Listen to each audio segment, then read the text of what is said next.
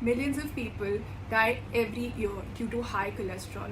So of course in the 90s we started in the low fat culture, the low fat diets, the low cholesterol diet, and we just thought no oil, no kind of fat in our diet is the best thing, right?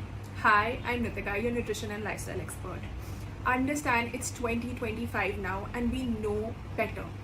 Did you know cholesterol is the raw material for all major hormones in your body, whether it's testosterone, estrogen, progesterone? So how can low cholesterol diets be good for us?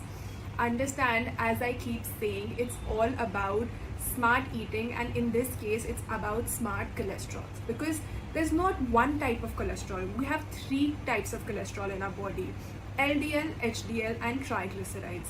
LDL is the bad cholesterol, and as the name suggests, what it does is it basically stores and creates blockages in our arteries. The cholesterol in our arteries stays there and it keeps on narrowing our arteries, and therefore the blood passage keeps on decreasing, and this of course increases the possibility of a stroke or an heart attack.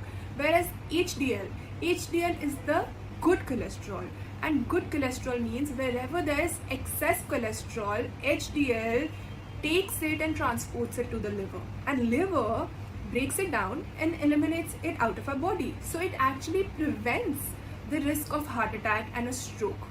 And the third is triglycerides. Triglycerides is stored fat and stored excess energy. So whenever we need excess energy, it's released from these triglycerides and this stored fat, and we can use it whenever we want, right?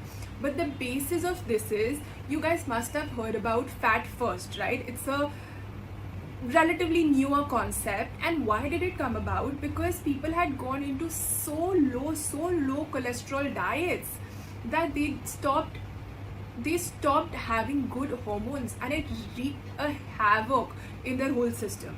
So just eliminating one thing and thinking that the whole connected body, that our system works, does not work.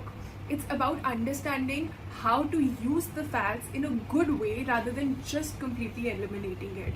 And how do we do that is through avocados, through nuts and seeds, through ghee. Basically these are all unsaturated fats, and this is HDL. So any excess cholesterol or any extra thing, it will transport it to the liver and it will remove it, but it will still give us the cholesterol needed for all our hormones. And packaged food, junk food, and all the saturated fats, remove that from the diet. So fats is good.